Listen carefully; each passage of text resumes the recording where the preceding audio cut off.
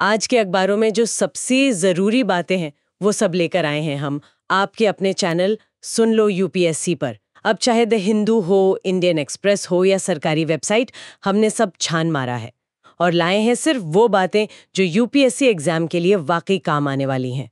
So sit back, relax और सुनो वो एनालिसिस जो तुम्हारे मेंस और प्रीलिम्स दोनों में फर्क डाल देगा।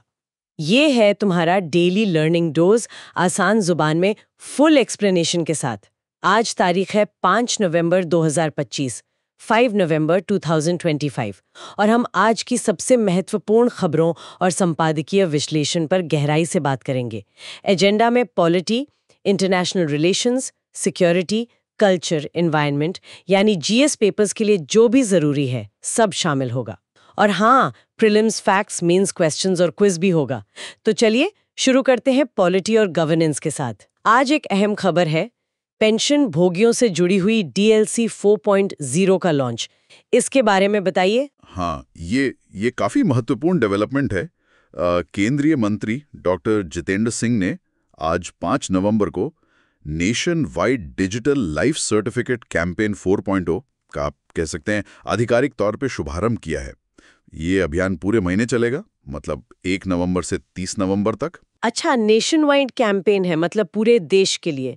इसका मकसद क्या है असल में, और इस बार कुछ खास है इसमें? देखिए, इसका मुख्य लक्ष्य है देश के लगभग 2 करोड़ से ज्यादा जो पेंशन भोगी हैं उनके लिए जीवन प्रमाण पत्र, जिसे हम लाइफ सर्टिफिकेट भी कहते हैं, उसको जमा करने की प्रक्रिया को एकदम आसान बनाना।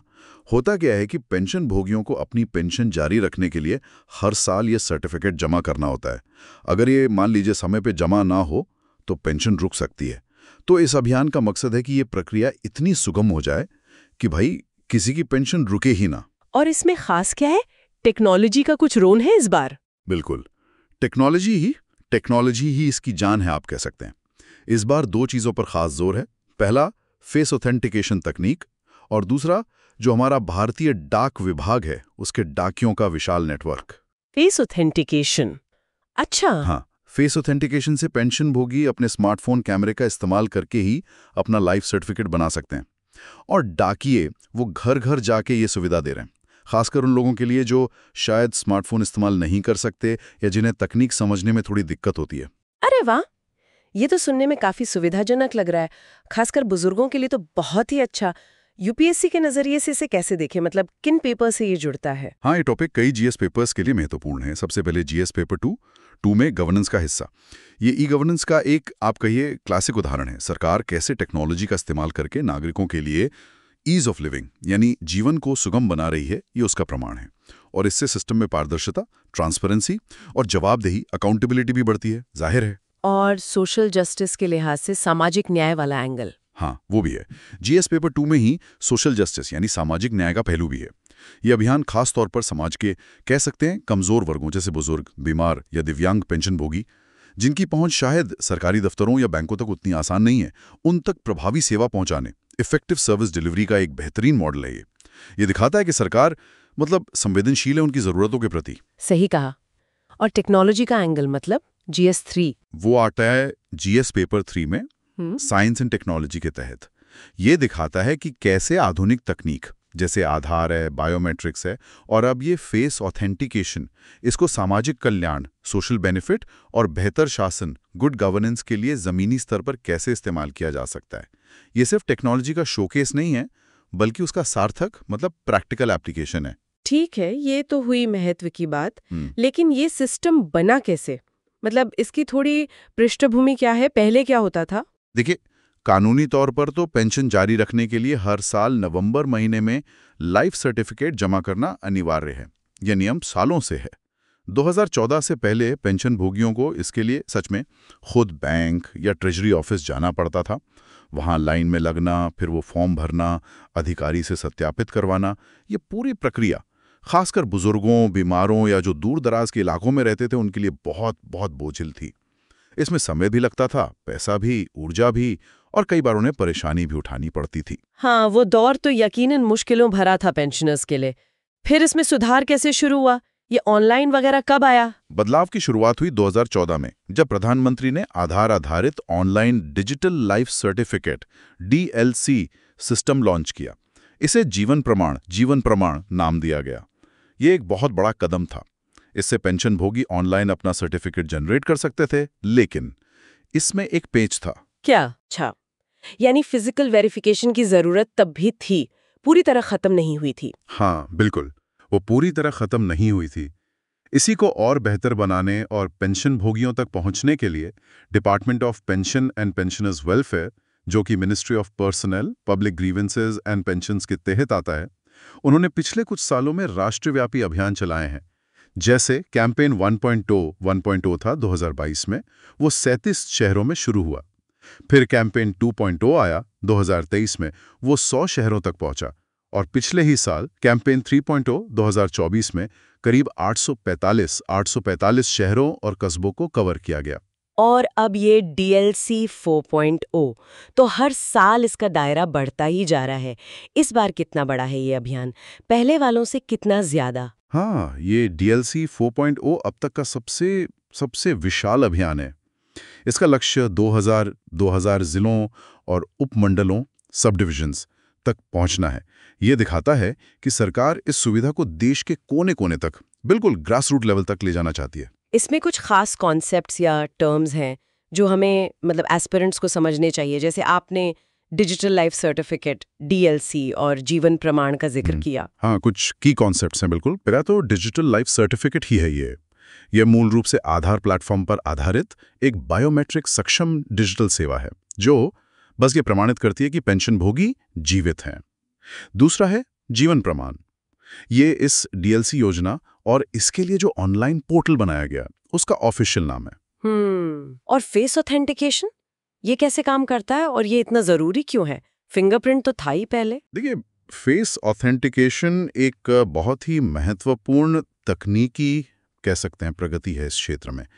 ये UIDAI, unique identification authority of India द्वारा विकसित एक एप्लीकेशन का उपयोग करता है।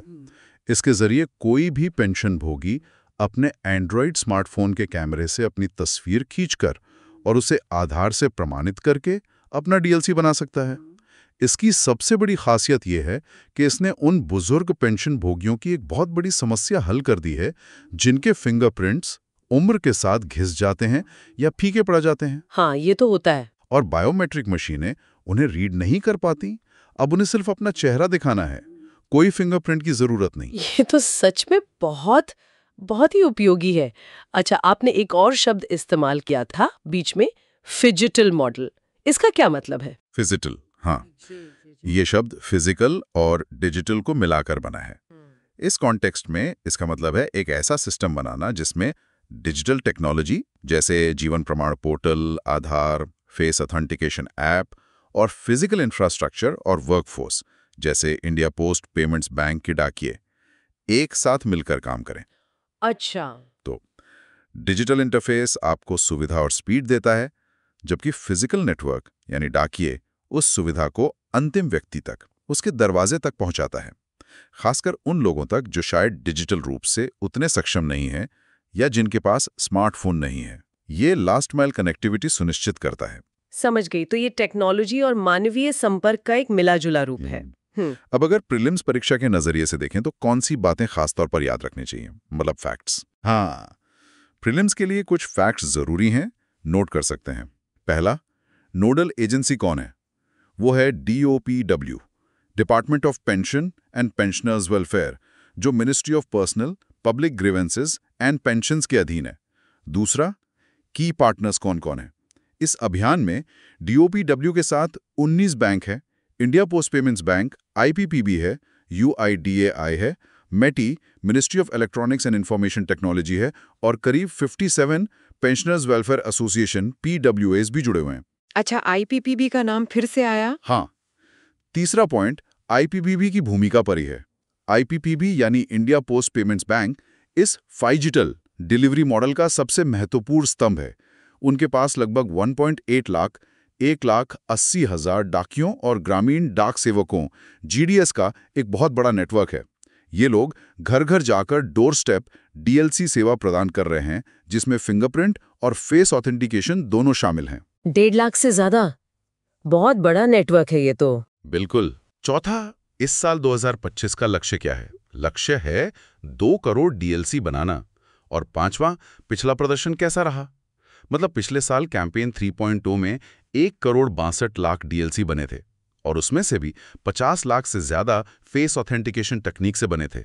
ये दिखाता है कि फेस ऑथेंटिकेशन कितना पॉपुलर हो रहा है और कितना सफल है। ये आंकड़े वाकई प्रभावशाली हैं और आईपीबी का रोल तो कमाल का लग रहा है इसमें। अच्छा, अब मेंस परीक्षा के लिए इसका विश्लेषण कैसे करें? इसके गहरे निहितार्थ क्या हैं? मतलब शासन वगैरह के एंगल से। हाँ, मेंस के लिए हम इसे 3 आयामों से देख सकते हैं। पहला है गवर्नेंस डायमेंशन, शासन का आयाम। ये सिर्फ ईज ऑफ लिविंग यानी जीवन को आसान बनाने तक सीमित नहीं है, बल्कि ये गरिमा और सशक्तिकरण से जुड़ा मामला है। सूची पुरानी व्यवस्था में पेंशनभोगी को बैंक के ऑफिस के चक्कर लगाने पड़ते थे। वो निर्भर थे, कई बार उन्हें असुविधा होती थी जिससे उनकी गरिमा, उनके सम्मान को ठेस पहुंचती थी। अब डीएलसी, खासकर घर पर आकर फेस ऑथेंटिकेशन से बनने वाला सर्टिफिकेट, वो बिचौलियों का हटाता है और पेंशनभोगी को एक तरह का नियंत्रण और सम्मान देता है। ये महज एक सुविधा नहीं, ये सशक्तिकरण है, एम्पावरमेंट है। ये बहुत अहम नुक्ता है, सुविधा से सशक्तिकरण तक का सफर। दूसरा आयाम क्या है? दूसरा है एडमिनिस्ट्रेटिव डायमेंशन, प्रशासनिक आयाम। ये जो फाइजिटल इकोसिस्टम है, ये अपने आप में एक स्केलेबल गवर्नेंस मॉडल है।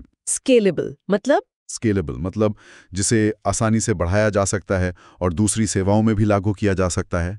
ये हाईटेक जैसे यूआईडीआई का ऐप और हाई टच यानी मानवीय संपर्क जैसे आईपीपीबी का डाकिया नेटवर्क का एक बेहतरीन मिश्रण है। ये डिजिटल डिवाइड यानी जिनके पास टेक्नोलॉजी की पहुंच है और जिनके पास नहीं है, उसके बीच की खाई को पाटता है। और ये लास्ट माइल डिलीवरी की चुनौती यानी दूर दराज के इलाकों तक सेवा पहुंचाने की समस्या, उसका प्रभावी समाधान देता है। ये मॉडल दूसरी G2C, गवर्नमेंट टू सिटीजन सेवाओं के लिए भी, जैसे टेलीमेडिसिन हो गया, वोटर रजिस्ट्रेशन हो गया, या सरकारी योजनाओं के लाभ वितरण के लिए भी एक टेम्पलेट या उदाहरण बन सकता है। हाँ, इसकी संभावना तो दिखती है।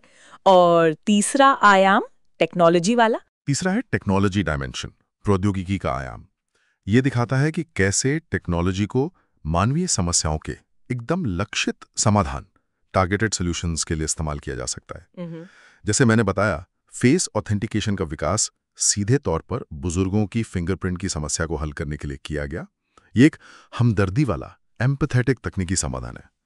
ये भी दर्शाता है कि ई गवर्नेंस सिस्टम्स स्थिर नहीं होते, बल्कि यूजर के फीडबैक के आधार पर लगातार विकसित, अडैप्टिव होते रहते हैं, बदलते रहते हैं। और निश्चित रूप से ये आधार प्लेटफॉर्म की बहुमुखी प्रतिभा, वर्सेटिलिटी को भी उजागर करता है कि कैसे एक ही डिजिटल पहचान प्लेटफॉर्म का उपयोग कितनी अलग अलग तरह की सेवाएं देने के लिए किया जा सकता है। तो संक्षेप में कहें तो जीवन प्रमाण पत्र जमा करने का ये सफर फिजिकल से शुरू होकर डिजिटल हुआ और अब फिजिटल बन गया है, जो यूनिवर्सल एक्सेस यानी सार्वभौमिक पहुंच और डिग्निटी यानी गरिमा दोनों सुनिश्चित कर रहा है। वाकई एक प्रशंसनीय पहल है। चलिए अब अर्थव्यवस्था के क्षेत्र में देखते हैं, आज वहां क्या खास है। कोई बड़ी खबर? आज 5 नवंबर 2025 यानी 5 नवंबर 2025 के लिए इकोनॉमी यानी अर्थव्यवस्था के मोर्चे पर सच कहूं तो कोई बहुत बड़ी या सत्यापन योग्य घटना की खबर नहीं है। और बाजार भी आज गुरु नानक जयंती के कारण बंद हैं, तो स्टॉक मार्केट से भी कोई अपडेट नहीं है। ठीक है, तो फिर आगे बढ़ते हैं इंटरनेशनल रिलेशंस यानी अंतर्राष्ट्रीय संबंधों की ओर। यहाँ अमेरिका और चीन के बीच टैरिफ को लेकर कुछ चल रहा है। सुप्रीम कोर्ट में सुनवाई की बात थी। हाँ, ये एक कह सकते हैं मध्यम महत्व की खबर है, लेकिन इसके निहितार्थ, इसके इम्प्लीकेशंस गहरे हो सकते हैं। अमेरिका में आज 5 नवंबर को सुप्रीम कोर्ट में चीन पर जो टैरिफ लगाए गए थे, उनके संबंध में एक सुनवाई होनी है। इसमें पूर्व राष्ट्रपति डोनाल्ड ट्रंप के समय के जो ट्रेजरी सेक्रेटरी थे, बेसेंट, वो भाग ले रहे हैं। और उन्होंने सुनवाई से पहले एक बयान भी दिया है जिसमें एक तरह की चेतावनी दी गई है कि अगर चीन रेयर अर्थ्स पर पीछे हटता है तो अमेरिका टैरिफ और भी बढ़ा सकता है। रेयर अर्थ्स, ये क्या है और इसका क्या मतलब है? और सबसे जरूरी, भारत के लिए इस खबर के क्या मायने हैं यूपीएससी के नजरिए से? देखिए, रेयर अर्थ्स या आरईज ये 17 धात्विक तत्वों का एक समूह है। ये नाम से रेयर लगते हैं पर उतने रेयर हैं नहीं, लेकिन ये आधुनिक टेक्नोलॉजी के लिए बहुत बहुत ज़रूरी हैं। आपके स्मार्टफोन में, इलेक्ट्रिक कार की बैटरी में, मिसाइल डिफेंस सिस्टम में सब में इनका इस्तेमाल होता है। अब दिक्कत यह है कि चीन इनके खनन और खासकर प्रोसेसिंग में दुनिया में लगभग कह सकते हैं एकाधिकार रखता है। तो बेसेंट की चेतावनी का मतलब है कि अमेरिका इन रणनीतिक खनिजों पर चीन के दबदबे को लेकर काफी चिंतित है और इसे एक तरह से व्यापार युद्ध में एक हथियार की तरह इस्तेमाल कर सकता है। ओहो, तो इसका भारत पर क्या असर होगा, कैसे देखें इसे? तो यूपीएससी के लिहाज से देखें तो जीएस पेपर 2 में इंटरनेशनल रिलेशंस के तहत ये सीधे तौर पर यूएस चाइना संबंधों को प्रभावित करता है। इन दो बड़ी शक्तियों के बीच तनाव या सहयोग पूरी वैश्विक भू राजनीति ग्लोबल जियोपॉलिटिक्स को आकार देता है, जिसका असर भारत के रणनीतिक विकल्पों पर पड़ता है कि भारत कहाँ खड़ा है। और जीएस पेपर 3 में इकोनॉमी के तहत इसका असर वैश्विक सप्लाई चेन पर पड़ता है, अंतर्राष्ट्रीय व्यापार कानूनों पर और भारत की अपनी जो महत्वपूर्ण खनिज और विनिर्माण मैन्युफैक्चरिंग की रणनीतियां हैं उन पर भी इसका सीधा असर पड़ता है। तो प्रीलिम्स के लिए इस खबर से क्या याद रखना चाहिए? की पॉइंट्स। प्रीलिम्स के लिए मुख्य बातें हैं। पहली, घटना क्या है? चीन पर लगे अमेरिकी टैरिफ को लेकर अमेरिकी सुप्रीम कोर्ट में सुनवाई। दूसरी, प्रमुख खिलाड़ी कौन है? यूएस ट्रेजरी सेक्रेटरी बेसेंट का बयान महत्वपूर्ण है। और तीसरी, प्रमुख मुद्दे क्या हैं? एक तो मौजूदा टैरिफ की कानूनी वैधता और दूसरी रेयर अर्थ से जुड़े नए टैरिफ लगने की संभावना। ठीक है। और मेंस परीक्षा के लिए इसका विश्लेषण कैसे करें? ये सिर्फ एक ट्रेड डिस्प्यूट है या कुछ और भी है इसके पीछे? नहीं, ये सिर्फ एक ट्रेड डिस्प्यूट से ज्यादा है। मेंस के लिए इसके 3 महत्वपूर्ण आयाम हैं। पहला, जियोपॉलिटिकल डायमेंशन, भू राजनीतिक आयाम। इसे हम कह सकते हैं व्यापार युद्ध का संस्थानीकरण, institutionalising the trade war. Treasury secretary का व्यक्तिगत रूप से सुप्रीम कोर्ट की सुनवाई में शामिल होना यह दिखाता है कि अमेरिकी प्रशासन इन टैरिफ्स को सिर्फ एक अस्थायी नीतिगत उपाय, टेम्परेरी पॉलिसी टूल नहीं मान रहा है। वो इन्हें देश के स्थायी कानूनी ढांचे, परमानेंट लीगल फ्रेमवर्क का हिस्सा बनाना चाहता है। अगर सुप्रीम कोर्ट इन टैरिफ्स को वैध ठहराता है तो भविष्य की सरकारों के लिए इन्हें हटाना और मुश्किल हो जाएगा। मतलब ये व्यापार युद्ध लंबा चलेगा। मतलब ये लड़ाई लंबी चलने वाली है। दूसरा आयाम क्या है? दूसरा, इकोनॉमिक डायमेंशन, आर्थिक आयाम। ये भारत के लिए चाइना +1 रणनीति के अवसर को और मजबूत करता है। अच्छा, वो कैसे? देखिए, जब अमेरिका और चीन के बीच व्यापार और टेक्नोलॉजी को लेकर संघर्ष बढ़ता है तो दुनिया भर की बड़ी कंपनियां चीन पर अपनी निर्भरता कम करने के बारे में सोचती हैं। वो अपना रिस्क कम करना चाहती हैं। इसे कहते हैं डी रिस्किंग या सप्लाई चेन डाइवर्सिफिकेशन। ऐसी स्थिति में कंपनियां चीन के अलावा दूसरे देशों में निवेश और उत्पादन के विकल्प तलाशती हैं और भारत इसमें एक प्रमुख दावेदार के रूप में उभरता है। ये भारत की मेक इन इंडिया पहल और जो प्रोडक्शन लिंक्ड इंसेंटिव योजनाएं चल रही हैं उनके लिए फायदेमंद हो सकता है। ये तो भारत के लिए एक अवसर हो सकता है अगर हम इसका फायदा उठा पाएं। अच्छा, तीसरा आयाम क्या था? तीसरा, स्ट्रेटेजिक डायमेंशन, रणनीतिक आयाम, और ये रेयर अर्थ से जुड़ा है जो GS3 के लिए खास है। जैसा मैंने बताया, चीन REEs के खनन और प्रोसेसिंग पर हावी है। अमेरिका का इसे एक रणनीतिक रेडलाइन बताना भारत के लिए 2 तरह से महत्वपूर्ण है। पहला, ये भारत की अपनी घरेलू नीतियों को एक तरह से वैलिडेट देता है जो महत्वपूर्ण खनिजों के अन्वेषण और प्रोसेसिंग पर जोर दे रही हैं। आत्मनिर्भर भारत के लिए ये जरूरी है कि हम इन खनिजों में आत्मनिर्भर बने।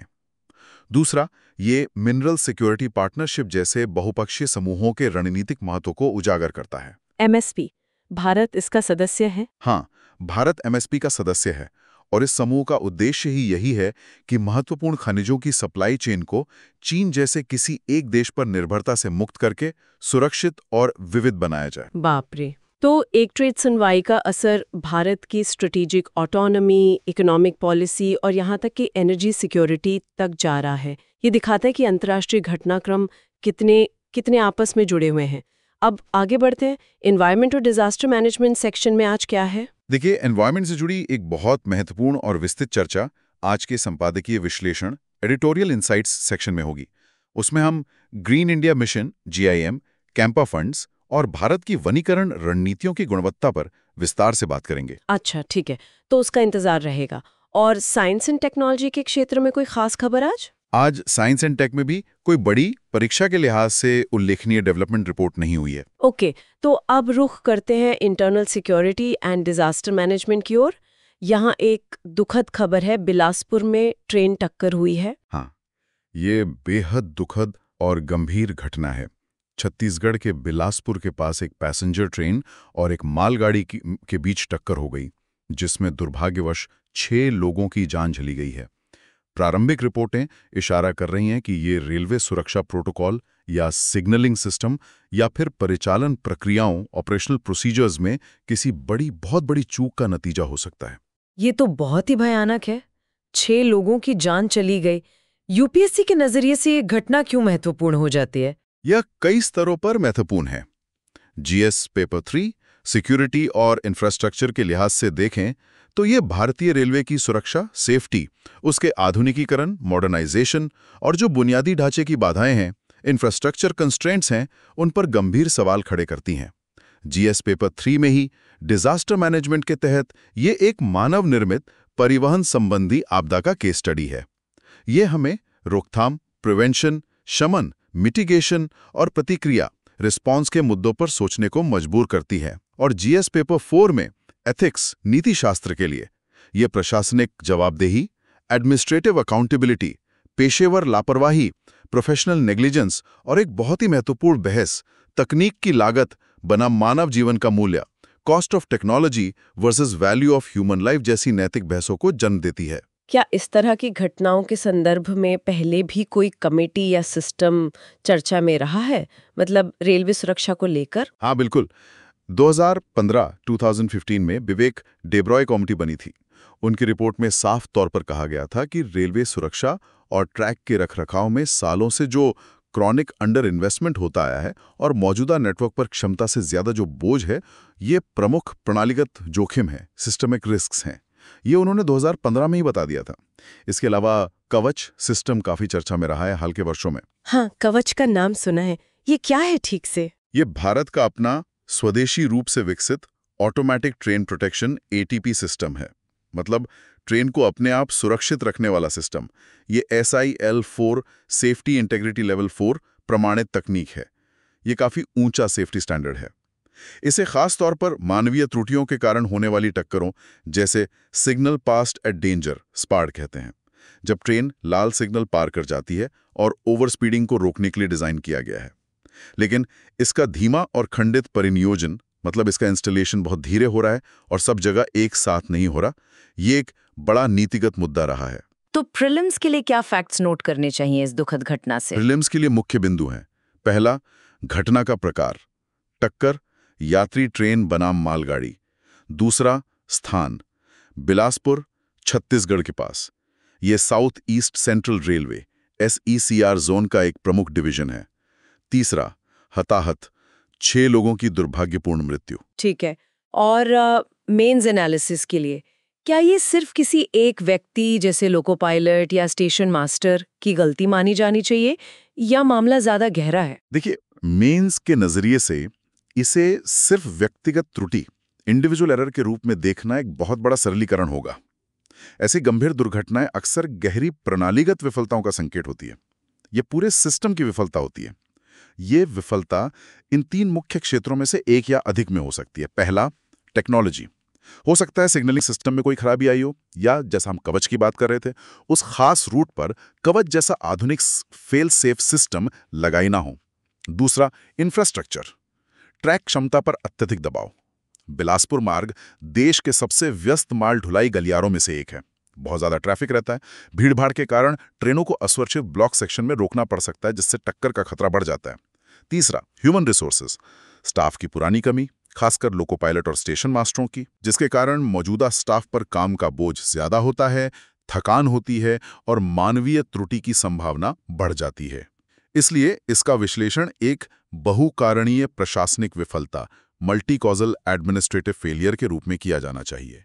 कई कारण मिलकर इस तरह की दुर्घटना करवाते हैं। और कवच सिस्टम का क्या है? इस घटना के बाद तो उस पर सवाल उठेंगे ही कि वो था या नहीं, या काम क्यों नहीं किया। बिल्कुल। टेक्नोलॉजी और पॉलिसी डायमेंशन में ये घटना तुरंत कवच प्रणाली पर ध्यान केंद्रित करती है। मूल्यांकन के मुख्य प्रश्न ये बनते हैं। पहला, क्या बिलासपुर मार्ग पर कवच सिस्टम लगा हुआ था? दूसरा, अगर हाँ, तो ये दुर्घटना को रोकने में विफल क्यों हुआ? क्या ये कोई तकनीकी विफलता थी या इंस्टॉलेशन में गड़बड़ी थी? और तीसरा, अगर नहीं लगा था तो क्यों नहीं लगाया गया था? क्या ये नीति कार्यान्वयन में अंतर है? क्या फंड की कमी थी या इच्छा शक्ति की? ये घटना इस बात को रेखांकित करती है कि भले ही हमारे पास जीवन रक्षक स्वदेशी तकनीक मौजूद हो, लेकिन उसका जमीनी स्तर पर परिनियोजन शायद फंडिंग या मैन्युफैक्चरिंग क्षमता या इंस्टॉलेशन में आने वाली बाधाओं के कारण बहुत धीमा है। नीतिगत रूप से कवच के परिनियोजन को उच्च घनत्व वाले और दुर्घटना संभावित मार्गों पर प्राथमिकता दी जानी चाहिए थी। इसमें एक नैतिक पहलू भी जुड़ा है, खासकर GS4 के लिए मानव जीवन का सवाल है। हाँ, एथिकल डायमेंशन बहुत बहुत महत्वपूर्ण है इसमें। 6 नागरिकों की मौत सार्वजनिक प्रशासन के लिए गंभीर नैतिक प्रश्न खड़े करती है। पहला, अकाउंटेबिलिटी, जवाबदेही। इस त्रासदी के लिए जवाबदेही कहाँ तय होगी? क्या ये सिर्फ कुछ निचले स्तर के कर्मचारियों के निलंबन पर रुक जाएगी, या ये रेलवे बोर्ड और मंत्रालय के उच्चतम स्तर तक जाएगी, जो आवश्यक सुरक्षा प्रणालियों को समय पर उपलब्ध कराने में शायद विफल रहे?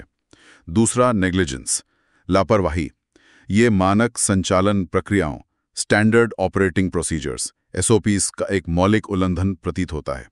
क्या ऐसा तो नहीं कि संगठन के भीतर विचलन के सामान्यकरण, नॉर्मलाइजेशन ऑफ डिविएंस हो गया हो, मतलब गलत चीजें होते होते सामान्य लगने लगी, या एथिकल फेडिंग हो गई हो, जहां सुरक्षा प्रक्रियाओं को दक्षता या लागत कटौती के नाम पर नियमित रूप से दरकिनार किया जाता है? तीसरा, वैल्यूज, मूल्य। ये घटना सार्वजनिक सुरक्षा को एक सर्वोपरि मूल्य, पैरामाउंट वैल्यू के रूप में बहस के केंद्र में लाती है। क्या इसे वित्तीय विचारों जैसे कवच स्थापित करने की लागत पर हमेशा हावी नहीं होना चाहिए? मानव जीवन का मूल्य किसी भी लागत से ऊपर है। वाकई ये सवाल बहुत गंभीर है और सोचने पर मजबूर करते हैं। अच्छा, अब सोशल इश्यूज एंड वेलफेयर यानी सामाजिक मुद्दे और कल्याण सेक्शन की ओर बढ़ते हैं। इसमें कुछ है आज? देखिए, इस सेक्शन से जुड़े मुद्दे आज हमने पॉलिटी वाले टॉपिक DLC 4.0 पेंशनभोगी ई-गवर्नेंस में कवर किए, और आगे आने वाले बिहार पर जो संपादकीय विश्लेषण है उसमें भी सामाजिक न्याय के मुद्दे आएंगे। तो अलग से कोई बड़ी खबर इसमें आज नहीं है। ठीक है, तो अब आते हैं कल्चर एंड हेरिटेज यानी संस्कृति और विरासत पर। आज एक खास मौका है, गुरु नानक जयंती और कार्तिक पूर्णिमा एक साथ मनाए जा रहे हैं। ये तो बड़ा शुभ संयोग है। जी हाँ, बिल्कुल। आज पूरे भारत में और दुनिया भर में सिख समुदाय गुरु नानक जयंती, जिसे गुरुपर्व या प्रकाश उत्सव भी कहते हैं, बड़े ही हर्षोल्लास और श्रद्धा से मना रहा है। ये सिख धर्म के संस्थापक और पहले गुरु गुरु नानक देव जी की जयंती है। और साथ ही आज कार्तिक पूर्णिमा भी है, जो हिंदू पंचांग के अनुसार कार्तिक महीने की पूर्णिमा तिथि है। ये दिन हिंदुओं के लिए बहुत शुभ माना जाता है और इसे देव दिवाली के रूप में भी मनाया जाता है। देव दिवाली। तो UPSC के लिए इसका क्या महत्व है कल्चर वाले पेपर में? हाँ, इसका महत्व GS पेपर 1 में कल्चर के तहत है। ये भारतीय समाज की मुख्य विशेषताओं, खासकर हमारी समन्वयवादी संस्कृति सिंक्रेटिक कल्चर को समझने का एक बेहतरीन उदाहरण है, जहां अलग अलग परंपराएं साथ साथ चलती हैं। ये भक्ति आंदोलन और उसके प्रमुख दार्शनिक सिद्धांतों को भी दर्शाता है। साथ ही GS पेपर 4 में एथिक्स के लिए गुरु नानक देव जी की मुख्य शिक्षाएं, जैसे समानता, इक्वालिटी, करुणा, कंपैशन और निस्वार्थ सेवा, सेल्फलेस सर्विस, ये तो मूलभूत नैतिक मूल्य हैं। क्या आप गुरु नानक देव जी और इन त्योहारों से जुड़े कुछ मुख्य कॉन्सेप्ट्स या विचारों पर थोड़ी रोशनी डाल सकते हैं, खासकर लंगर के बारे में? जरूर। गुरु नानक देव जी का जन्म 1469 में हुआ था और वे 1539 तक रहे। वे सिख धर्म के संस्थापक और पहले सिख गुरु थे। उनकी शिक्षाएं पवित्र ग्रंथ गुरु ग्रंथ साहब में संकलित हैं। उन्होंने निर्गुण भक्ति पर जोर दिया, यानी ईश्वर का कोई रूप या आकार नहीं है, वो निराकार है। उन्होंने एक ईश्वर, एक ओंकार के सिद्धांत का प्रचार किया। उनकी शिक्षाओं का सार 3 स्तंभों पर आधारित है। नाम जपो, ईश्वर का नाम लेना, किरत करो, ईमानदारी से मेहनत करके कमाना, और वर्ण छको, अपनी कमाई दूसरों के साथ बांटना। वे मध्यकालीन भक्ति आंदोलन की एक महत्वपूर्ण कड़ी थी, जिसने समाज में व्याप्त कुरीतियों और भेदभाव पर जोरदार प्रहार किया। और लंगर की प्रथा, वो भी गुरु नानक देव जी ने ही शुरू की थी।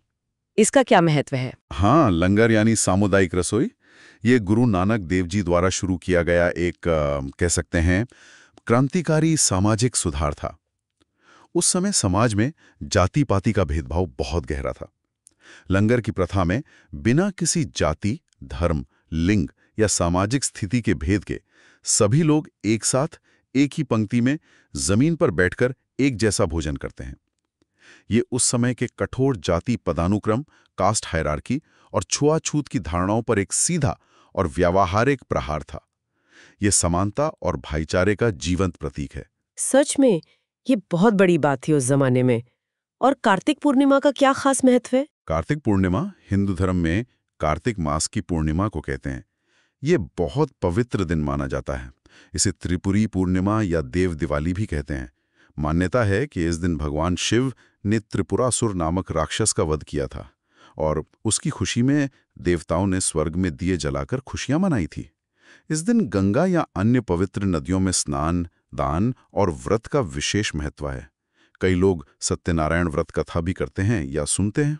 अच्छा, तो मेंस परीक्षा के लिए इन दोनों त्योहारों के एक साथ आने का विश्लेषण कैसे कर सकते हैं? इसका क्या मतलब निकलता है? हाँ, मेंस के लिए इसके दो मुख्य विश्लेषण बिंदु हैं। पहला, ये भारत की समन्वयवादी संस्कृति, सिंक्रेटिक कल्चर का एक जीता जागता उदाहरण है। GS1 इन दो प्रमुख त्योहारों का एक ही दिन पड़ना और देश भर में एक साथ सौहार्दपूर्ण तरीके से मनाया जाना भारत की उस गहरी सांस्कृतिक परंपरा को दर्शाता है, जहां विभिन्न धर्म और आस्थाएं न केवल सह अस्तित्व में रहती हैं, बल्कि एक दूसरे का सम्मान करती हैं, साझा सांस्कृतिक स्थानों का उपयोग करती हैं और कभी-कभी एक साथ उत्सव भी मनाती हैं।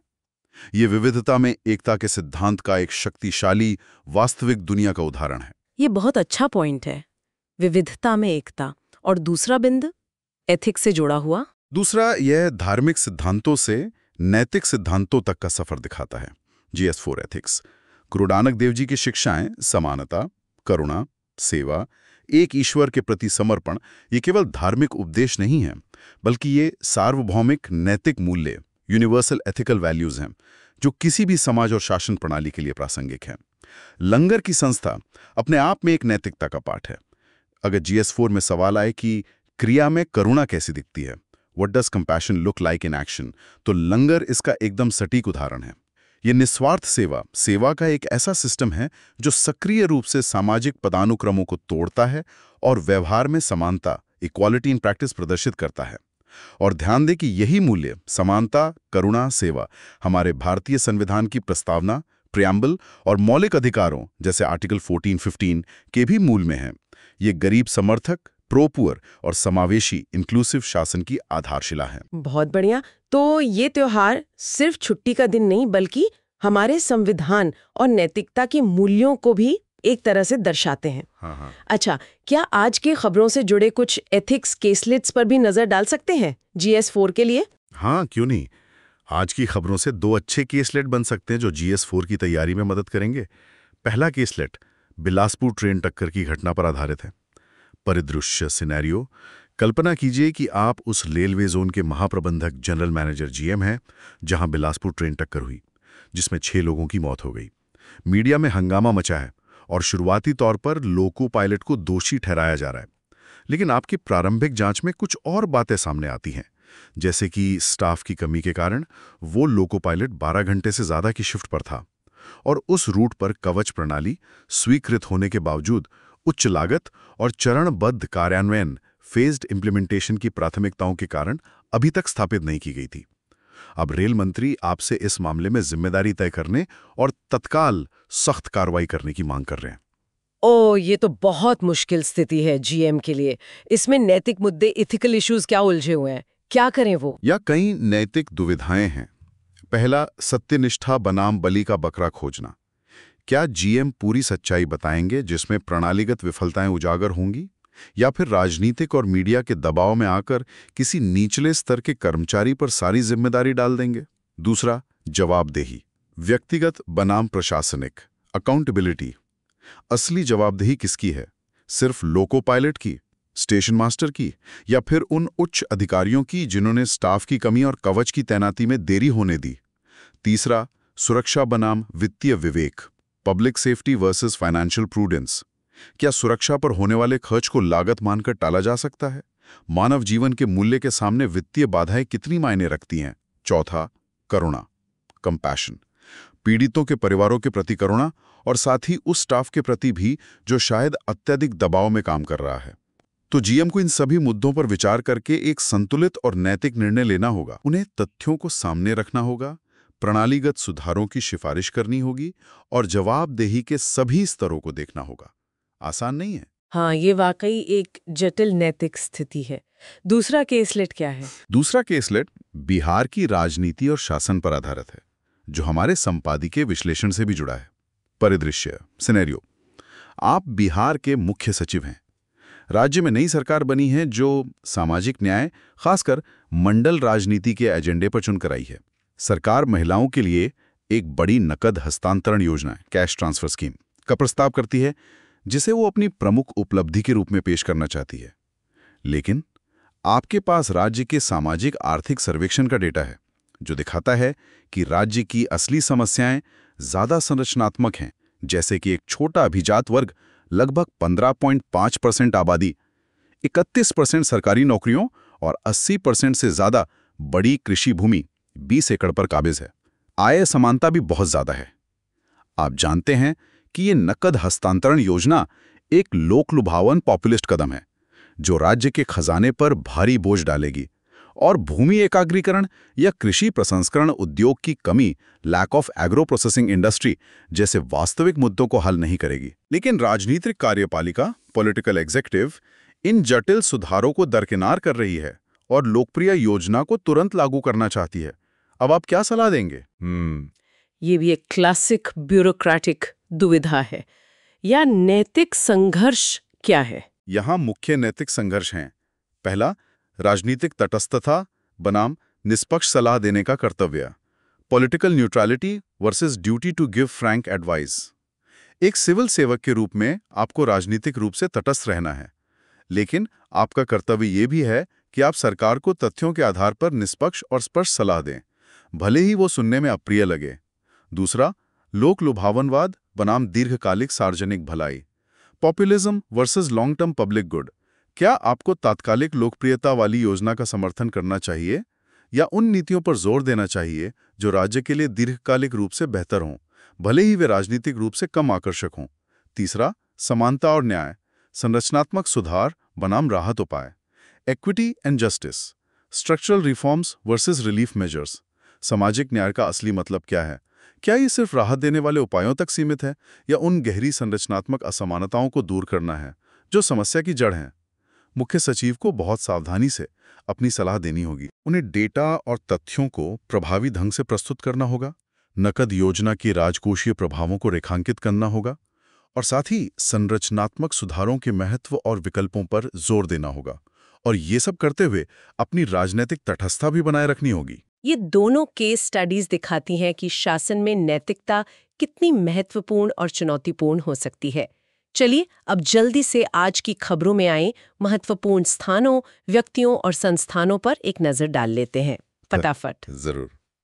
स्थान, प्लेस, बिलासपुर, छत्तीसगढ़, जहां ट्रेन टक्कर हुई, ये SCR जोन का हिस्सा है। व्यक्ति, पर्सन्स, डॉक्टर जितेंद्र सिंह, केंद्रीय राज्य मंत्री कार्मिक, लोक शिकायत और पेंशन मंत्रालय, जिन्होंने DLC 4.0 लॉन्च किया। HY मेथी कर्नाटक के पूर्व मंत्री थे, उनका हाल ही में निधन हो गया। ये एक छोटी खबर थी साइड में। संस्थान और अभियान, institutions and campaigns, digital life certificate DLC campaign 4.0, ये DOPW द्वारा चलाया जा रहा राष्ट्रव्यापी अभियान है। India post payments bank IPBB, ये DLC 4.0 अभियान में घर घर जाकर डिजिटल सेवा प्रदान करने वाला प्रमुख संस्थान है। ये नाम याद रखना जरूरी है। ठीक है, अब कुछ महत्वपूर्ण आंकड़ों या डेटा पॉइंट्स को फिर से देख लेते हैं जो आज की चर्चा में सामने आए। ये प्रीलिम्स और मेंस दोनों के लिए उपयोगी हो सकते हैं। एक क्विक रिकैप। हाँ, आंकड़े जरूरी हैं, बिल्कुल। पेंशन भोगी शासन DLC 4.0 से जुड़े आंकड़े। लक्ष्य कितना है? 2 करोड़ DLC बनाने का, नवंबर 2025। नेटवर्क कितना बड़ा है? 1.8 लाख डाकिये, GDS। सहयोगी कौन है? 19 बैंक और 57 PWAs। पिछला पैमाना क्या था? कैंपेन 3.0, 1.62 करोड़ DLC बने थे, जिसमें 50 लाख से ज्यादा फेस ऑथेंटिकेशन से थे। बिहार सामाजिक आर्थिक डेटा संपादकीय 1 से। सवर्ण जाति जनसंख्या करीब 15.5%। सरकारी नौकरियों में उनका हिस्सा 31%। बड़ी भूमि जोत 20 एकड़ में हिस्सा 80% से भी ज्यादा। आय असमान का देखें, 50,000 रुपये माह कमाने वाले, सवर्ण 10%, OBC 4%, EBCSC 2%, ST तो 1% से भी कम। वन संरक्षण डेटा संपादकीय 2 से। ग्रीन इंडिया मिशन GIM बहाली लक्ष्य 2030 तक 25 मिलियन हेक्टेयर। भारत का कार्बन सिंक संकल्प NDC 3.39 बिलियन टन CO2 समतुल्य तक सिंक बढ़ाना है। चिंताजनक बात, वन दक्षता में गिरावट। 2025 IIT अध्ययन, घने जंगलों की प्रकाश संश्लेषक दक्षता फोटोसिंथेटिक एफिशिएंसी में 12% की गिरावट पाई गई है। चिंताजनक बात, वन दक्षता में गिरावट। 2025 IIT अध्ययन। कैंपा फंड कितना है? लगभग 95,000 करोड़ रुपीस का कॉर्पस है, लेकिन कैंपा फंड का उपयोग कम हो रहा है। उदाहरण, दिल्ली ने 2019-24 में आवंटित फंड का केवल 23% ही खर्च किया है। वन कवर परिवर्तन 2015-23 24.16% से बढ़कर 25.17% हुआ, मतलब मात्रा बढ़ी है पर गुणवत्ता। बिलासपुर ट्रेन टक्कर में 6 लोगों की मृत्यु। ये आंकड़े कहानी को और ज्यादा स्पष्ट करते हैं और हमारे विश्लेषण को एक आधार देते हैं। अच्छा, अब हम आते हैं आज के सबसे महत्वपूर्ण हिस्से पर, संपादकीय विश्लेषण, एडिटोरियल इनसाइट्स। पहला संपादकीय बिहार की चुनावी राजनीति और विकास के मुद्दों पर था, है ना? हाँ, पहला संपादकीय द हिंदू में प्रकाशित हुआ है और ये बिहार की बहुत ही जटिल सामाजिक, राजनीतिक और आर्थिक हकीकत पर केंद्रित है। इसकी GS सिलेबस रेलेवेंस बहुत व्यापक है। GS1 सोसाइटी, जातिवाद, क्षेत्रवाद। GS2 गवर्नेंस, विकास मॉडल, सामाजिक न्याय, राजनीतिक प्रक्रियाएं। और GS3 इकोनॉमी, भूमि सुधार, समावेशी विकास, कृषि। संपादकीय का मुख्य तर्क, सेंट्रल आर्ग्यूमेंट, ये है कि बिहार का जो 2025 का चुनाव है वो ऊपरी तौर पर 3M, मंडल यानी जाति आधारित राजनीति, मंदिर यानी धर्म आधारित राजनीति, और मार्केट यानी विकास, नौकरियां, नकद हस्तांतरण के इर्द गिर्द घूमता दिख रहा है। लेकिन ये तीनों मुद्दे राज्य की उस मूल समस्या को छुपाते हैं जो दशकों से चली आ रही है, और वो समस्या है राजनीतिक लोकतंत्र और आर्थिक लोकतंत्र के बीच का गहरा अलगाव। राजनीतिक लोकतंत्र और आर्थिक लोकतंत्र के बीच अलगाव, इसे थोड़ा और समझाएंगे, मतलब आम भाषा में। इसका मतलब है कि पिछले कुछ दशकों में, खासकर मंडल आयोग की सिफारिशों के बाद, राजनीतिक शक्ति, मतलब वोट देने की ताकत, चुनाव लड़ने की ताकत, वो पिछड़ी जातियों, बैकवर्ड कास्ट और अन्य वंचित समूहों की ओर शिफ्ट हुई है। हाँ। इसे हम राजनीतिक लोकतंत्र का विस्तार कह सकते हैं। लोगों को आवाज मिली, लेकिन आर्थिक शक्ति, यानी जमीन पर किसका कब्जा है, संपत्ति किसके पास है, व्यापार और उद्योग पर किसका नियंत्रण है, वो अभी भी काफी हद तक पारंपरिक रूप से शक्तिशाली सवर्ण अभिजात वर्ग, फॉरवर्ड कास्ट एलीट के हाथों में ही केंद्रित है। हाँ। आंकड़े हमने देखे, 15.5% आबादी के पास 31% सरकारी नौकरियां और 80% से ज्यादा बड़ी जमीनें। तो राजनीतिक आवाज तो मिली, पर आर्थिक बराबरी वो अभी भी दूर है। संपादकीय कहता है कि बिहार की गरीबी और पिछड़ेपन को बनाए रखने वाले 2 मुख्य संरचनात्मक मुद्दे हैं, स्ट्रक्चरल इश्यूज। हाँ। पहला, सवर्ण अभिजात वर्ग के पक्ष में अत्यधिक विषम भूमि स्वामित्व, स्क्यूड लैंड ओनरशिप। हाँ। और दूसरा, एक मजबूत कृषि प्रसंस्करण उद्योग का लगभग पूरी तरह से गायब होना। मतलब खेती होती है पर उससे जुड़े उद्योग नहीं है। और कड़वी सच्चाई ये है कि राज्य के दोनों प्रमुख राजनीतिक गठबंधन इन मूलभूत मुद्दों को जानबूझकर टालते हैं। क्यों? क्योंकि इन पर हाथ डालने से उनके अपने वोट बैंक और निहित स्वार्थों को खतरा हो सकता है। आरोप है। तो संपादकीय के मुख्य तथ्य क्या हैं जो इस तर्क का समर्थन करते हैं? क्या सबूत देता है वो? मुख्य तथ्य इस प्रकार हैं जो संपादकीय में दिए गए हैं। पहला, राजनीतिक परिदृश्य 3 M's पर आधारित है। मंडल, जातिगत समीकरण, RJD, JDU, BJP सबके लिए जरूरी है। मंदिर, BJP का हिंदुत्व एजेंडा। मार्केट, विकास के वादे, नौकरियां, कैश ट्रांसफर, इंफ्रास्ट्रक्चर। दूसरा, मूल समस्या, कोर प्रॉब्लम 2 L's में छिपी है, लैंड, भूमि, और लाइवलीहुड्स, आजीविका। भूमि का स्वामित्व अत्यधिक असमान है। कृषि प्रसंस्करण उद्योग न होने के कारण राज्य प्रभावी रूप से कच्चे कृषि उत्पादों और अपने लोगों का निर्यात करता है, यानी अनाज बाहर जाता है और लोग रोजगार के लिए पलायन करते हैं। तीसरा कारण, कॉजेशन। संपादकीय एक ऐतिहासिक कारण बताता है। बिहार के जो भूमि स्वामी अभिजात वर्ग थे उन्होंने ऐतिहासिक रूप से पूंजी निवेश करने की बजाय किराया चाहने को तरजीह दी। किराया जाने मतलब उन्होंने जमीन से किराया वसूलने या सूदखोरी में ज्यादा रुचि दिखाई, बजाय इसके कि वे उस पैसे को उद्योग लगाने में या खेती को बेहतर बनाने में लगाएं। इस सामंती मानसिकता ने राज्य में औद्योगिक क्षेत्र के विकास को दबा दिया। स्टिफल्ड। चौथा, असमानता का डेटा, इनइक्वालिटी डेटा। हमने पहले ही चर्चा की। 15.5% सवर्ण, 31% सरकारी नौकरियां, 80% बड़ी जमीनें, आय असमानता। पांचवां, पिछले नेताओं की आलोचना।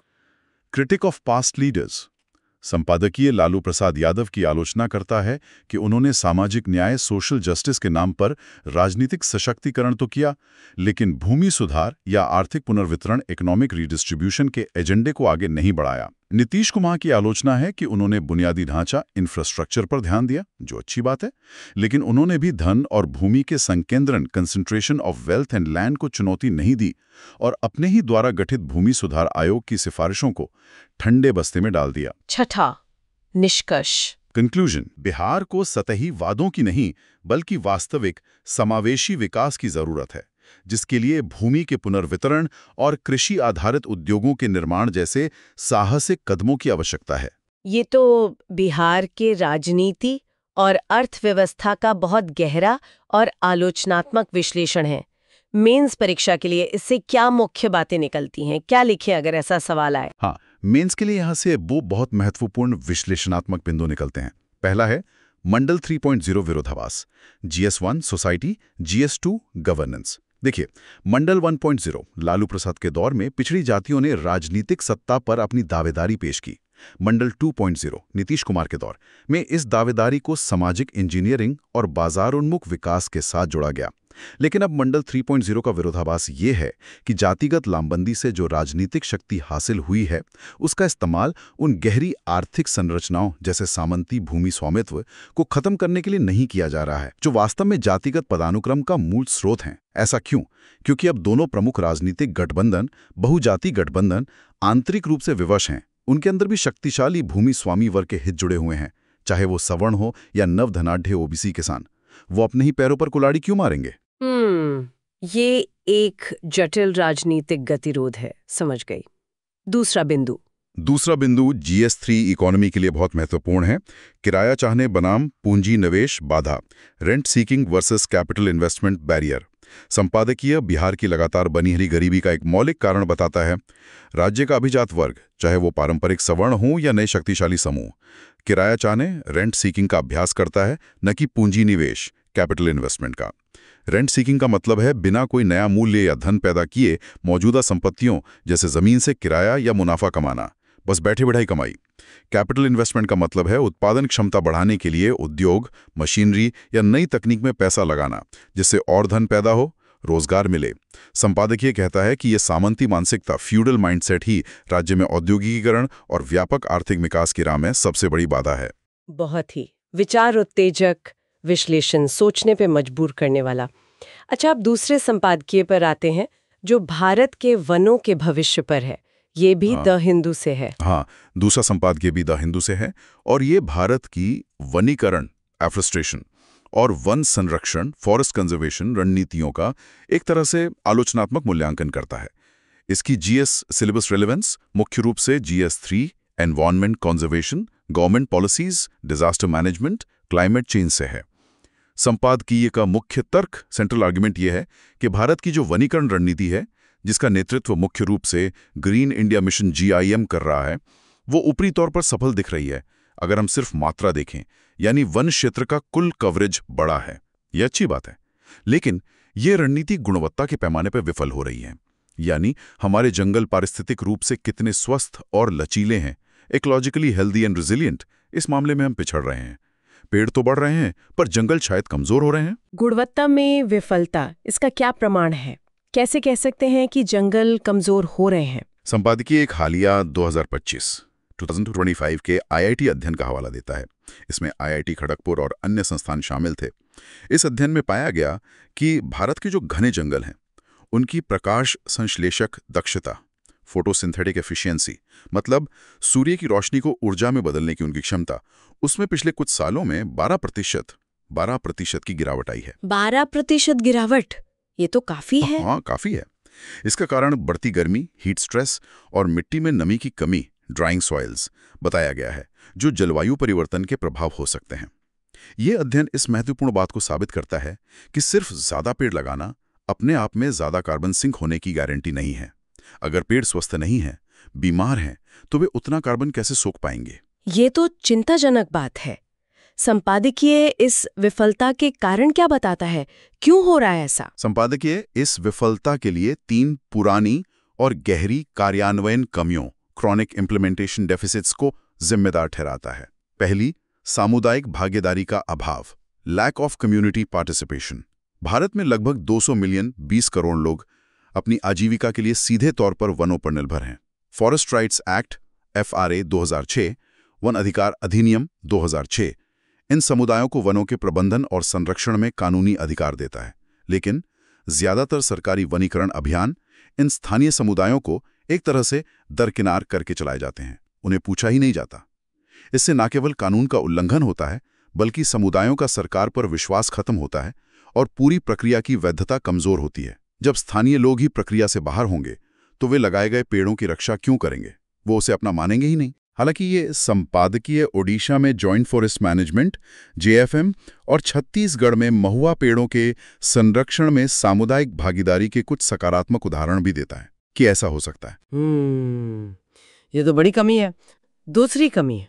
दूसरी, खराब पारिस्थितिक डिजाइन, पुअर इकोलॉजिकल डिजाइन। अक्सर वनीकरण का मतलब बस जल्दी बढ़ने वाले पेड़ जैसे यूकेलिप्टस या बबूल का मोनोकल्चर, वृक्षारोपण कर देना मान लिया जाता है। एक ही तरह के पेड़ लगा दिए। ये पेड़ तेजी से कवर तो बढ़ाते हैं, आंकड़ों में अच्छा लगता है, लेकिन पारिस्थितिक रूप से हानिकारक हो सकते हैं। ये भूजल को तेजी से खत्म करते हैं और स्थानीय जैव विविधता, जो वहाँ के असली पेड़ पौधे जीव जंतु हैं, उन्हें पनपने नहीं देते। जरूरत है कि हम विविध स्थानीय प्रजातियों वाले मिश्रित वन लगाएं जो एक स्वस्थ इकोसिस्टम बना सकें। यहाँ तमिलनाडु में मैंग्रोव कवर बढ़ाने के प्रयास को एक अच्छे उदाहरण के रूप में बताया गया है। मोनोकल्चर की जगह विविधता, ठीक है। और तीसरी कमी, पैसे की कमी है क्या? अरे यही तो पेच है। तीसरी कमी है दोषपूर्ण वित्त पोषण, फ्लॉड फाइनेंसिंग। लेकिन पैसे की कमी नहीं है। वनीकरण के लिए compensatory afforestation fund management and planning authority, CAMPA fund बनाया गया है। इस फंड में आपको आश्चर्य होगा, वर्तमान में चौंका देने वाले 95,000 करोड़ रुपए जमा हैं। 95,000 करोड़? इतना पैसा? जी हाँ, ये पैसा उन कंपनियों से आता है जो वन भूमि का उपयोग गैर वन उद्देश्यों के लिए करती हैं, उसकी भरपाई के तौर पर। लेकिन समस्या ये है कि राज्यों द्वारा इस विशाल फंड का उपयोग बहुत कम और असंगत है। पैसा पड़ा हुआ है पर इस्तेमाल नहीं हो पा रहा। उदाहरण के लिए संपादकीय बताता है कि दिल्ली ने 2019 से 2024 के बीच अपने कैंपा फंड का केवल 23% ही खर्च किया, बाकी पैसा पड़ा रहा। अरे, इतना पैसा होने के बावजूद काम नहीं हो पा रहा है। तो संपादकीय आगे का रास्ता क्या सुझाता है? क्या करना चाहिए? संपादकीय आगे के लिए स्पष्ट दिशा निर्देश देता है। पहला, समुदायों को सशक्त बनाना, एम्पावर कम्युनिटीज। FRA 2006 को उसकी वास्तविक भावना के साथ लागू किया जाए। वनीकरण योजनाओं में स्थानीय समुदायों को केंद्रीय भूमिका दी जाए, प्लानिंग से लेकर मैनेजमेंट तक। दूसरा, प्रोत्साहनों को बदलना, शिफ्ट इंसेंटिव्स। सफलता का पैमाना सिर्फ लगाए गए पेड़ों की संख्या या कवर किया गया हेक्टेयर नहीं होना चाहिए, बल्कि पारिस्थितिक बहाली, जैव विविधता में वृद्धि और कार्बन सोखने की क्षमता, इन पर ध्यान देना चाहिए, क्वालिटी पर। तीसरा, जवाबदेही बढ़ाना, एनहांस अकाउंटेबिलिटी। CAMPA फंड के खर्च और उसके प्रभाव की निगरानी के लिए एक सार्वजनिक डैशबोर्ड, पब्लिक डैशबोर्ड बनाया जाए। सबको पता चले पैसा कहाँ जा रहा है और उसका क्या नतीजा निकल रहा है। चौथा, CAMP के दायरे को विस्तृत करना, broaden campus scope. CAMP fund का उपयोग सिर्फ पेड़ लगाने तक सीमित ना हो, बल्कि इसका उपयोग भागीदारी योजना, क्षमता निर्माण, निगरानी और अनुकूली प्रबंधन के लिए भी किया जाए। ये तो बहुत ही व्यापक और महत्वपूर्ण विश्लेषण है भारत की वन नीति का। मेंस परीक्षा के लिए इससे क्या मुख्य निष्कर्ष निकाल सकते हैं, मतलब की एनालिटिकल पॉइंट्स? हाँ, मेंस के लिए इस संपादकीय से 3 बहुत महत्वपूर्ण विश्लेषणात्मक बिंदु मिलते हैं। पहला है गुणवत्ता बनाम मात्रा का जाल, quality versus quantity trap, GS3 environment. ये संपादकीय का केंद्रीय तर्क है। ये हमें सिखाता है कि सरकारी आंकड़ों जैसे India state of forest report ISFR का आलोचनात्मक विश्लेषण कैसे करें। सिर्फ हेडलाइन ना देखें, शीर्षक आंकड़ा वन कवर में वृद्धि 24.16% से 25.17% एक भ्रामक मीट्रिक हो सकता है यदि वन स्वयं कम स्वस्थ हो रहे हैं, 12% दक्षता में गिरावट। मुख्य निष्कर्ष यही है, ज्यादा पेड़ हमेशा ज्यादा कार्बन सिंक के बराबर नहीं होते। नीति की सफलता को सिर्फ कवर किए गए हेक्टेयर से नहीं, बल्कि पारिस्थितिकी तंत्र के लचीलेपन, जैव विविधता और वास्तविक कार्बन पृथक्करण क्षमता, एक्चुअल कार्बन सिक्वेस्ट्रेशन पोटेंशियल से मापा जाना चाहिए। ये बहुत जरूरी है कि हम आंकड़ों के पीछे की हकीकत को समझें। सही कहा। दूसरा बिंदु? दूसरा है कैंपा फंड विरोधाभास, CAMPA fund paradox, GS3 economy governance. यहाँ विरोधाभास यह है कि समस्या धन की उपलब्धता की नहीं बल्कि उसके उपयोग की है। 95,000 करोड़ रुपए का कैंपा फंड एक विशाल अप्रयुक्त संसाधन है, ह्यूज अनटैप्ड रिसोर्स। इसके कम उपयोग जैसे दिल्ली का 23% उपयोग के कारण क्या है? संपादकीय 2 मुख्य कारण बताता है। पहला, खराब अवशोषण क्षमता, पोर अब्जॉर्प्शन कैपेसिटी। राज्य वन विभागों में अक्सर योजनाओं को लागू करने के लिए प्रशासनिक क्षमता और तकनीकी विशेषज्ञता की कमी होती है। उन्हें पता ही नहीं होता भी पैसा कैसे खर्च करें प्रभावी ढंग से। दूसरा, दोषपूर्ण फंड डिजाइन। कैंपा का दायरा पारंपरिक रूप से केवल वृक्षारोपण प्लांटेशन पर बहुत संकीर्ण है, नैरोली फोकस्ड रहा है। जरूरत है कि इसका दायरा बढ़ाकर इसमें भागीदारी योजना, पार्टिसिपेटरी प्लानिंग और अनुकूली प्रबंधन, अडेप्टिव मैनेजमेंट जैसी चीजों को भी शामिल किया जाए। यानी फंड के नियमों और राज्यों की क्षमता दोनों पर काम करने की जरूरत है। तीसरा बिंदु क्या है? तीसरा है FRA बनाम वनीकरण संघर्ष, FRA versus afforestation conflict, GS2 social justice, GS3 environment. ये संपादकीय पर्यावरणीय विफलता और सामाजिक अन्याय के बीच एक स्पष्ट संबंध स्थापित करता है। फॉरेस्ट राइट्स एक्ट 2006 को दरकिनार करके राज्य के नेतृत्व वाले वनीकरण अभियान न केवल संभावित रूप से अवैध हैं बल्कि अप्रभावी भी साबित हो रहे हैं। स्थानीय समुदायों, जो लगभग 200 मिलियन लोग हैं और वनों पर निर्भर हैं, का विश्वास खत्म करके ये अभियान उन लोगों से किसी भी तरह का प्रोत्साहन, इंसेंटिव छीन लेते हैं कि वो इन नए लगाए गए वृक्षारोपणों की रक्षा करें। समाधान क्या है? समाधान सामुदायिक संरक्षण मॉडल में निहित है, जैसा कि ओडिशा के JFM या छत्तीसगढ़ के महुआ पेड़ों के संरक्षण के उदाहरणों में दिखता है, जहां स्थानीय समुदाय को अधिकार और जिम्मेदारी दोनों दी गई हैं। तो संक्षेप में, भारत के ग्रीन इंडिया मिशन को सफल बनाने के लिए 3 मुख्य कमियों को दूर करना होगा। सामुदायिक भागीदारी सुनिश्चित करनी होगी, FRA लागू करके पारिस्थितिक डिजाइन को सुधारना होगा, मोनोकल्चर की जगह स्थानीय प्रजातियां और वित्तपोषण की व्यवस्था को दुरुस्त करना होगा, कैंपा फंड का प्रभावी उपयोग। बहुत ही विस्तृत और उपयोगी विश्लेषण। चलिए अब एक बार फिर से आज के प्रीलिम्स फैक्ट्स को जल्दी से दोहरा लेते हैं। Quick revision. हाँ, ये क्विक रिवीजन के लिए अच्छा रहेगा। DLC 4.0 की नोडल एजेंसी कौन है? DOPWB कार्मिक, लोक शिकायत और पेंशन मंत्रालय। DLC 4.0 में कौन सी मुख्य तकनीक इस्तेमाल हो रही है? आधार आधारित फेस ऑथेंटिकेशन, स्मार्टफोन ऐप से।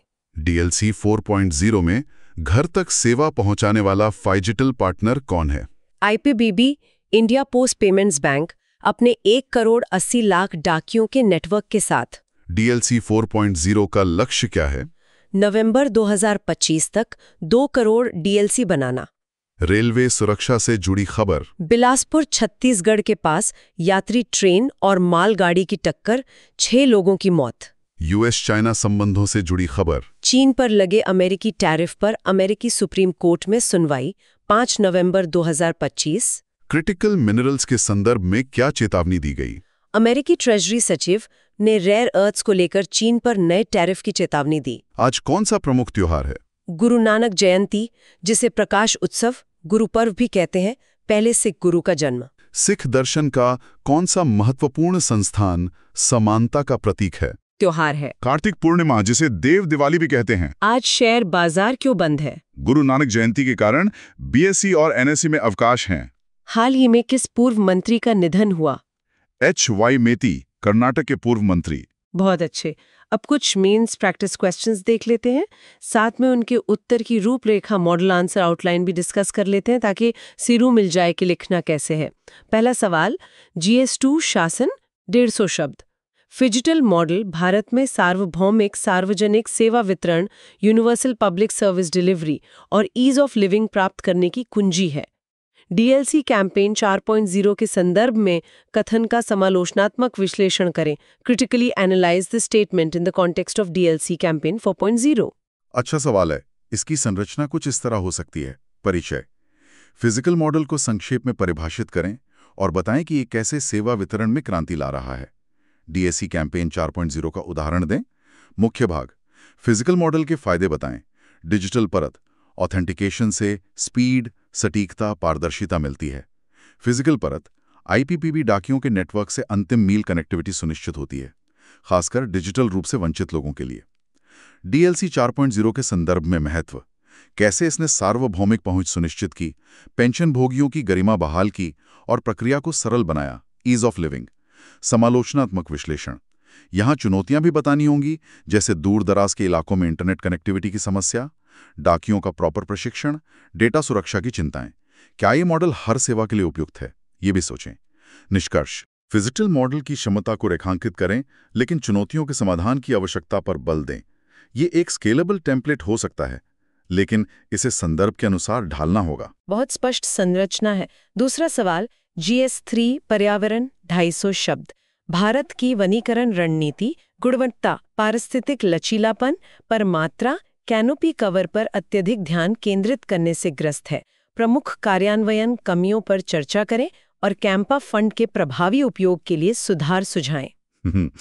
Actually, India's afforestation strategy suffers from overemphasis on quality, ecological resilience over quantity, cannot be covered. Discuss the major implementation deficits and suggest reforms for effective utilization of CAMPA funds. ये संपादकीय पर आधारित सीधा सवाल है।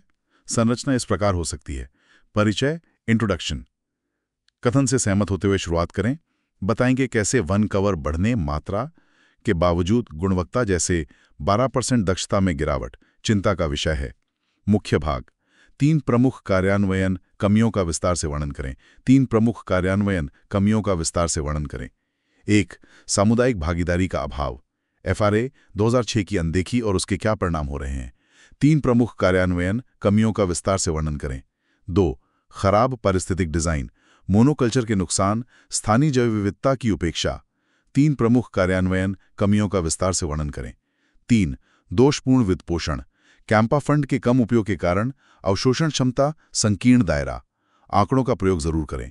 95,000 करोड़, दिल्ली का 23% उपयोग।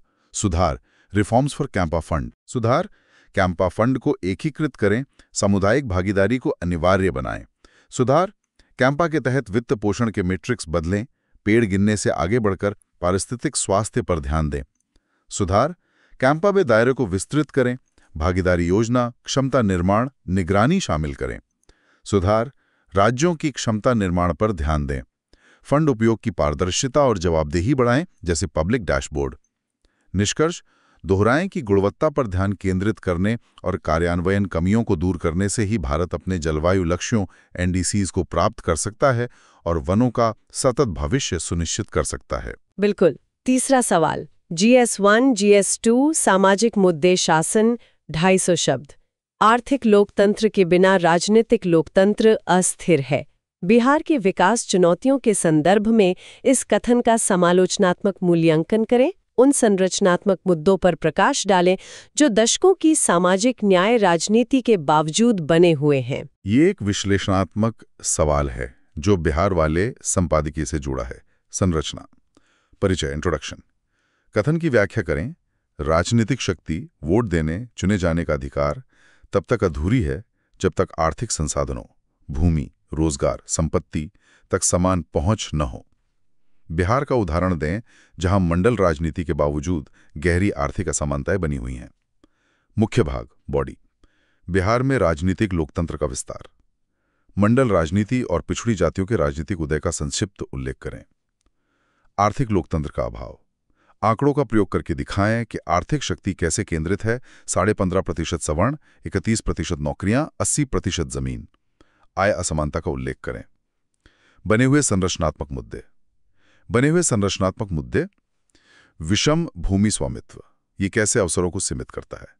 बने हुए संरचनात्मक मुद्दे। गायब औद्योगिकरण और कृषि प्रसंस्करण, किराया चाहने वाली मानसिकता का विश्लेषण करें। पलायन से संबंध जोड़ें। सामाजिक न्याय, राजनीति की सीमाएं। आलोचना करें कि कैसे राजनीतिक लाभ के लिए आर्थिक संरचनाओं को बदलने से परहेज किया गया। लालू नीतीश के संदर्भ में संपादकीय के बिंदु इस्तेमाल करें। समालोचनात्मक मूल्यांकन। बताएं कि क्यों आर्थिक असमानता राजनीतिक स्थिरता और सामाजिक सद्भाव के लिए खतरा बन सकती है। क्या सिर्फ पहचान की राजनीति काफी है। निष्कर्ष कथन को पुष्ट करें। बिहार और शायद भारत के कई हिस्सों के लिए वास्तविक समावेशी विकास तभी संभव है जब राजनीतिक और आर्थिक लोकतंत्र साथ साथ चलें। इसके लिए संरचनात्मक सुधारों पर ध्यान केंद्रित करने की आवश्यकता है। ये एक बहुत ही व्यापक उत्तर की मांग करता है। चौथा और अंतिम सवाल, GS3, GS4, सुरक्षा नैतिकता, 150 शब्द। भारत में बार बार होने वाली रेल दुर्घटनाएं व्यक्तिगत मानवीय त्रुटि से परे गहरी प्रणालीगत विफलताओं की ओर इशारा करती हैं। हालिया बिलासपुर टक्कर का हवाला देते हुए भारतीय रेलवे की सुरक्षा वास्तुकला में तकनीकी, ढांचागत और प्रशासनिक कमियों का विश्लेषण करें। 150 शब्दों का है तो संक्षिप्त और सटीक रहना होगा। संरचना, परिचय, शुरुआत बिलासपुर टक्कर के उल्लेख से करें और कहें कि ये व्यक्तिगत त्रुटि के बजाय प्रणालीगत विफलता का लक्षण है। मुख्य भाग। रेलवे सुरक्षा वास्तुकला में 3 प्रकार की कमियों का विश्लेषण करें। तकनीकी कमियां, कवच जैसी ATP प्रणालियों की धीमी तैनाती, पुराने सिग्नलिंग सिस्टम का होना। ढांचागत कमियां, अत्यधिक भीड़-भाड़ वाले मार्ग, ट्रैक क्षमता पर दबाव, अपर्याप्त रखरखाव। प्रशासनिकी मानवीय कमियां, स्टाफ की पुरानी कमी, loco pilot, guard, station master, लंबे काम के घंटे, थकान, प्रशिक्षण का अभाव, सुरक्षा संस्कृति, सेफ्टी कल्चर की कमी, जोखिम का सामान्यीकरण, नॉर्मलाइजेशन ऑफ डिवियंस। नैतिक आयाम यहां जोड़ सकते हैं। जवाबदेही की कमी। निष्कर्ष का तेज प्रयोजन, बुनियादी ढांचा का विस्तार, डीकंजेशन और मानव संसाधन प्रबंधन, भर्ती, प्रशिक्षण, काम के घंटे में सुधार शामिल हो, तभी सुरक्षा सुनिश्चित होगी। बहुत अच्छे। ये चारों सवाल आज की चर्चा के मुख्य बिंदुओं को कवर करते हैं। अब समय है आज के क्विज का। मैं 5 मल्टीपल चॉइस क्वेश्चंस पूछूंगी और आप उनका सही जवाब और संक्षिप्त स्पष्टीकरण देंगे। तैयार है? बिल्कुल, पूछिए। Q1, DLC 4.0 अभियान में पेंशन भोगियों को अंतिम मील डोर स्टेप जीवन प्रमाण पत्र सेवा कौन सा संगठन मुख्य रूप से प्रदान कर रहा है? A. NITI Aayog, B. Unique identification authority of India UIDAI, C. India post payments bank IPPB, D. State bank of India SBI। इसका सही उत्तर है C. India post payments bank IPPB। जैसा हमने चर्चा की, UIDAI तकनीक फेस ऑथेंटिकेशन प्रदान करता है और SBI जैसे बैंक भागीदार हैं। लेकिन डोर स्टेप सेवा IPPB का विशाल डाकिया नेटवर्क लगभग 1,80,000 कर्मी प्रदान कर रहा है, जो इसे फाइजिटल बनाता है। मुख्य डिलीवरी पार्टनर IPPB है। पर आधारित संपादकीय के अनुसार राज्य में औद्योगिकरण और कृषि प्रसंस्करण उद्योग की कमी का मुख्य ऐतिहासिक कारण क्या बताया गया है? A. केंद्र सरकार से पर्याप्त धन की कमी, B. किराया चाहने वाला भूमि स्वामी अभिजात वर्ग जिसने पूंजी निवेश को प्राथमिकता नहीं दी, C. राज्य में लगातार आने वाली बाढ़ और प्राकृतिक आपदाएं, D. राज्य का राजनीतिक ध्यान मंदिर जैसे मुद्दों पर अधिक केंद्रित होना। सही उत्तर है किराया चाहने वाला भूमि स्वामी अभिजात वर्ग जिसने पूंजी निवेश को प्राथमिकता नहीं दी। संपादकीय का मुख्य तर्क यही है कि इसी रेंट सीकिंग मानसिकता ने औद्योगिक विकास को बाधित किया, क्योंकि अभिजात वर्ग ने उद्योगों में निवेश करने के बजाय जमीन से किराया वसूलने को ज्यादा सुरक्षित और आसान समझा। Q3, वनों पर आधारित संपादकीय में उल्लिखित 2025 के IIT अध्ययन ने भारत के घने जंगलों में क्या मुख्य चिंताजनक प्रवृत्ति पहचानी? A. घने जंगलों की प्रकाश संश्लेषक दक्षता फोटोसिंथेटिक एफिशिएंसी में 12% की गिरावट, बी मोनोकल्चर वृक्षारोपण के कारण जंगल की आग की घटनाओं में 25% की वृद्धि, सी कैंपा फंड में जमा 95,000 करोड़ रुपए का पूरी तरह से दुरुपयोग हो जाना, D forest rights act FRA 2006 को लागू करने में पूर्ण विफलता। सही उत्तर है ए, घने जंगलों की प्रकाश संश्लेषक दक्षता में 12% की गिरावट। यही अध्ययन का मुख्य निष्कर्ष था, जो दर्शाता है कि वन क्षेत्र मात्रा बढ़ने के बावजूद वनों का स्वास्थ्य गुणवत्ता गिर रहा है, जो कार्बन सोखने की उनकी क्षमता को प्रभावित करता है। बाकी ऑप्शंस या तो गलत हैं या उतने प्रमुख नहीं थे जितने ये फाइंडिंग। Q4 सिख धर्म में लंगर की संस्था का सबसे महत्वपूर्ण सामाजिक और नैतिक महत्व क्या है? ए गुरुद्वारे के रखरखाव के लिए धन जुटाना, बी फसल के मौसम के आगमन का जश्न मनाना, सी जाति व्यवस्था और सामाजिक पदानुक्रम को चुनौती देकर समानता का व्यावहारिक प्रदर्शन करना, डी प्रत्येक सिख के लिए एक अनिवार्य तीर्थ यात्रा अनुष्ठान को पूरा करना। सही उत्तर है सी, जाति व्यवस्था और सामाजिक पदानुक्रम को चुनौती देकर समानता का व्यावहारिक प्रदर्शन करना। गुरु नानक देव जी द्वारा शुरू किया गया लंगर, जहां सभी लोग बिना किसी भेदभाव के एक साथ बैठकर भोजन करते हैं, समानता और मानवीय गरिमा का एक शक्तिशाली और व्यवहारिक प्रतीक है। ये इसका सबसे महत्वपूर्ण पहलू है। और आखिरी सवाल Q5 भारतीय रेलवे के संदर्भ में कवच क्या है?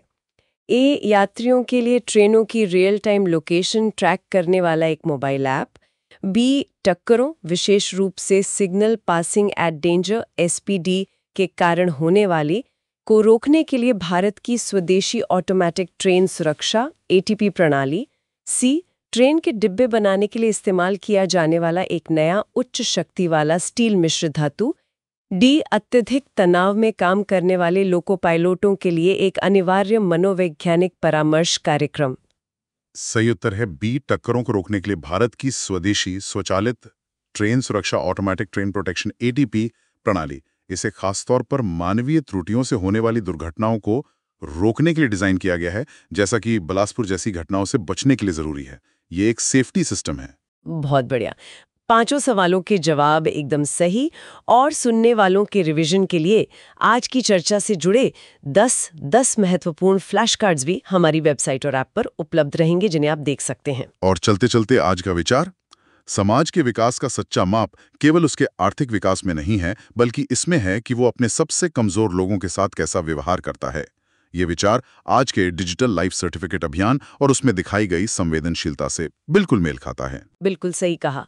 पर आज की पूरी चर्चा को समेटें तो ये वाकई GS2 और GS3 के विश्लेषण में एक मास्टर क्लास की तरह थी। हमने देखा कि कैसे सरकारी नीतियां जैसे DLC 4.0 जमीनी हकीकत को बदल सकती हैं, कैसे दुर्घटनाएं जैसे बिलासपुर ट्रेन टक्कर प्रणालीगत खामियों को उजागर करती हैं, और कैसे संपादकीय हमें मुद्दों की तह तक ले जाते हैं, जैसे बिहार में आर्थिक लोकतंत्र की कमी या वनों की गुणवत्ता का सवाल। आपका काम सिर्फ खबर जानना नहीं है, जैसे DLC 4.0 लॉन्च हुआ, बल्कि उसका बहुआयामी विश्लेषण करना है, जैसे ये कैसे एक स्केलेबल फिजिटल मॉडल है, इसके सामाजिक, प्रशासनिक और तकनीकी आयाम क्या हैं। गहराई में जाएं, चीज़ों को आपस में जोड़ें, कनेक्ट द डॉट्स। आज की निरंतरता ही कल की महारत का निर्माण करती है। लगे रहना है। हाँ, बिल्कुल। आज के मुख्य निष्कर्ष संक्षेप में यही हैं। DLC 4.0 एक सफल फिजिकल गवर्नेंस मॉडल का उदाहरण है, जो ईज ऑफ लिविंग के साथ डिग्निटी भी सुनिश्चित कर रहा है। बिलासपुर ट्रेन टक्कर भारतीय रेलवे में सुरक्षा, आधुनिकीकरण, खासकर कवच की तैनाती और प्रशासनिक जवाबदेही पर गंभीर सवाल उठाती है। बिहार पर संपादकीय राजनीतिक और आर्थिक लोकतंत्र के बीच की खाई, भूमि स्वामित्व की असमानता और रेंट सीकिंग मानसिकता के मुद्दों को उजागर करता है।